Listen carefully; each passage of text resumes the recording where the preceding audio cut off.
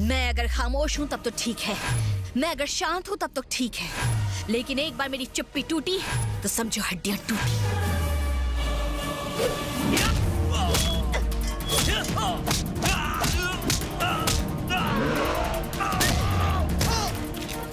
रवि,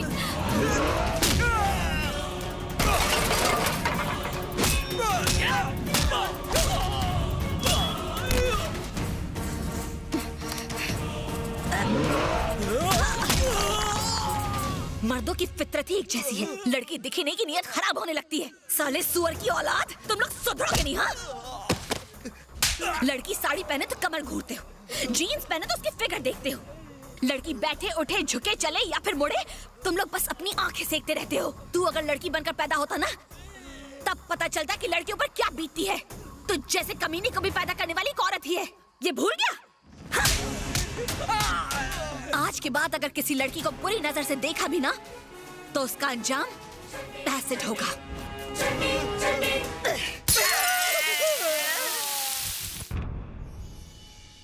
नमस्ते अशोक जी। नमस्ते। नमस्ते। बताइए कैसे आना हुआ? सरकार ने आपके गांव में फैक्ट्री लगाने का फैसला किया है। आप हमसे किस तरह की मदद चाहते हैं? ये गांव खाली करना होगा। क्या बकते हो? गांव के बारे में एक लफ्ज भी कहा तो जान ले लूंगा।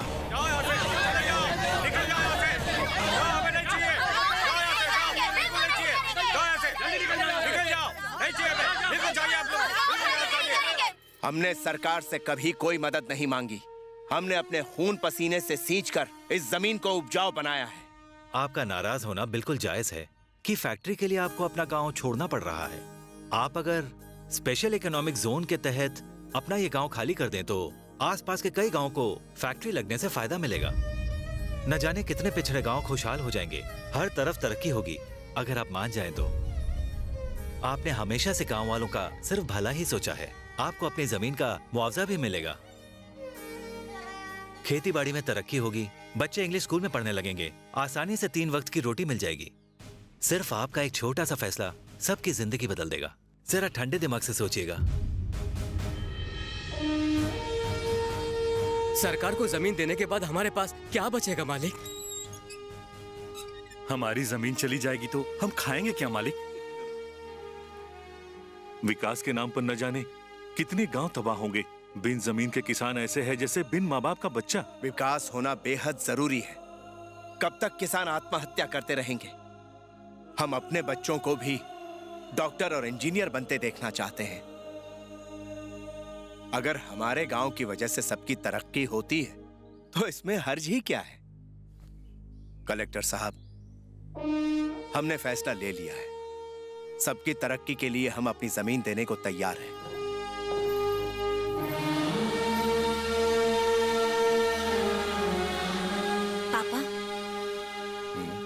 आज तक आपने जब भी कोई फैसला लिया, मैंने आपके चेहरे पर खुशी ही देखी है।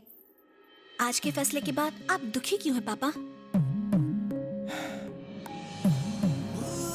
गांव छोड़ना मेरे लिए कुछ इस तरह है जैसे आत्मा शरीर से अलग हो रही हो। ये खेत, खलिहान, भाईचारा सब खत्म हो जाएगा। यही सब सोचकर मैं दुखी हूं बेटा। गांव वाले बहुत भोले हैं। मैं नहीं चाहता मेरे फैसले से उन्हें कोई नुकसान पहुंचे। यही बात मुझे खाए जा रही है। लेकिन सड़कें, स्कूल, फैक्ट्री, रोजगार तरक्की के लिए जरूरी है। परिवर्तन ही इस संसार का नियम है।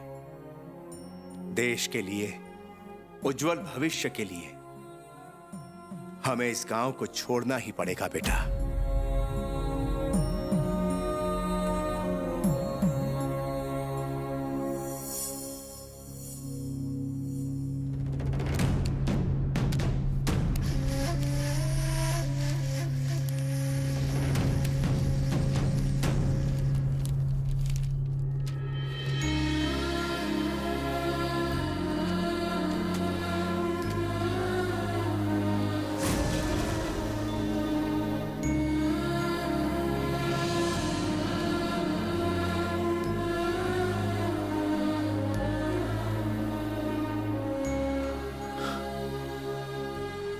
हमने जन्मभूमि को बेच डाला।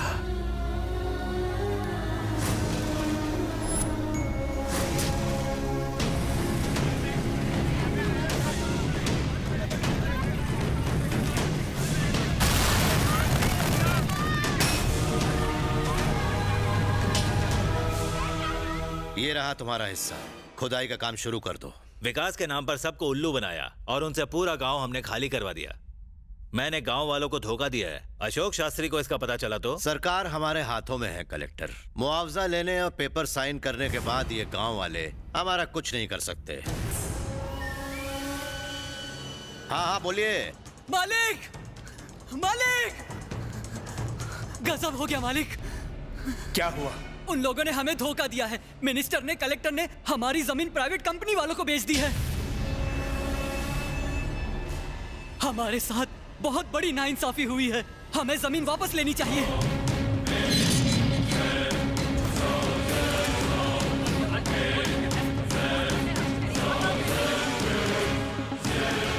अगर सांप और नेता एक साथ दिख जाए तो सांप को छोड़ दो, नेता को पहले कुचलो। जिस गांव को हमारे पूर्वजों ने मेहनत से सींचा है, उसका तुझ जैसा घटिया नेता कुछ नहीं बिगाड़ सकता। अंग्रेजों ने अपना कारोबार बढ़ाने के लिए देश पर कब्जा किया और चले गए, लेकिन तुझ जैसे भ्रष्ट नेता को पत्थर मार मार के इसी जमीन में दफन कर देंगे हम। तुम हमें इस तरह से बर्बाद नहीं कर सकते। हमारे जीते जी तुम्हारी ये साजिश कभी पूरी नहीं होगी। सिर्फ कागज पर साइन लेने से तेरा काम पूरा नहीं हुआ। हम अपना हक लेकर रहेंगे। हमें किसी से डर नहीं लगता। गांव वालों के सारे कागजात इसी वक्त लौटा दो। नहीं दो तो सुन लिया? वीरों की इस भूमि ने अंग्रेजों तक को यहाँ टिकने नहीं दिया, तो तू हमसे हमारी जन्मभूमि क्या छीनेगा? तूने हम लोगों को धोखा दिया। तुझे नहीं छोड़ेंगे। तुझे हम कुत्ते की मौत मारेंगे। मारो इसे।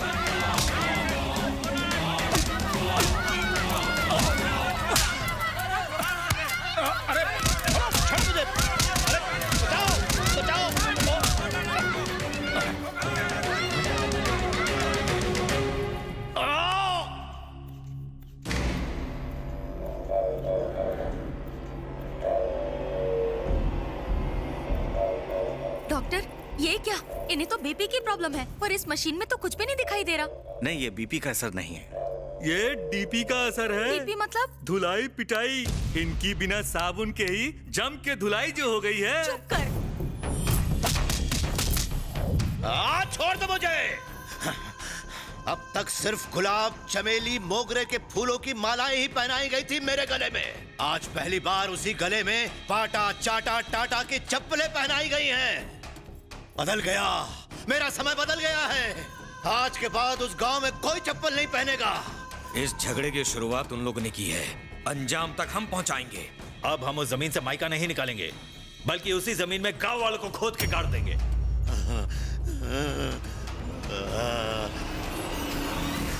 दोबारा घर बनाने में मैं आपकी हर तरह से मदद करूंगा।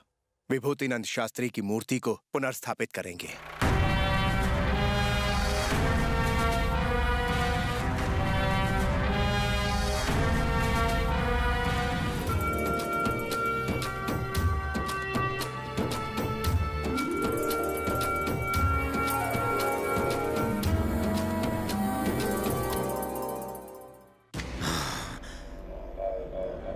देखो एसीपी, जो भी बन पड़ता है करो। उस गांव में मुझे बस तबाही देखनी है।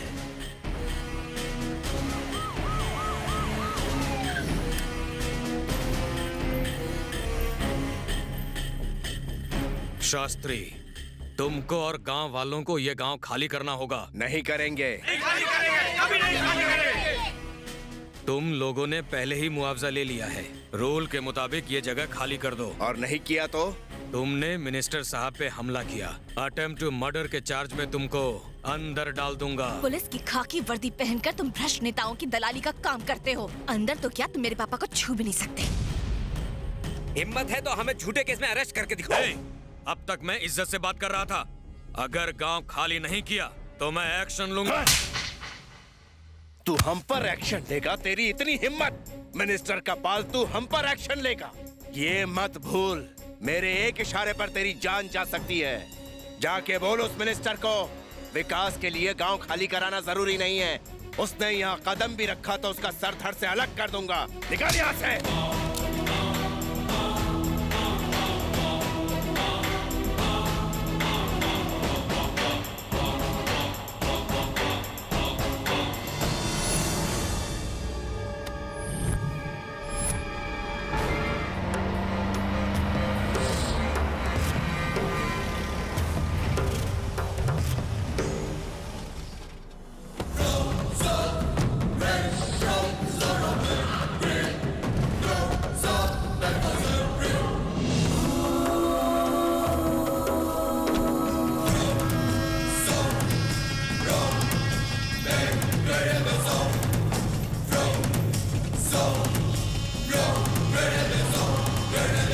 इतिहास में तुम्हारे परिवार का नाम सुनहरे अक्षरों में लिखा हुआ है। आज मैं उस नाम को डिलीट कर दूंगा। जरा अपने आसपास देख लो। अंग्रेज तक हमारे परिवार का इतिहास मिटा नहीं पाए तो तेरी क्या औकात है? शेर को दूर से ही देखते हैं, समझा? उसे छूते नहीं है। सही कहा। इसीलिए मैं शेर चीते के पास जाके उनका शिकार नहीं करता हूँ। मैं उन्हें फाड़ के, उनकी गर्दन मरोड़ के मार डालता हूँ। मुझ में मरने की हिम्मत तो है, क्या तुझ में मारने का जिगर है? तुम लोग जब चाहते हो पुलिस और मिनिस्टर पर हाथ उठाते हो। ये हिम्मत तुम में आई कहाँ से? हिम्मत? ये हमारे खून में है। मैं बागी हूँ,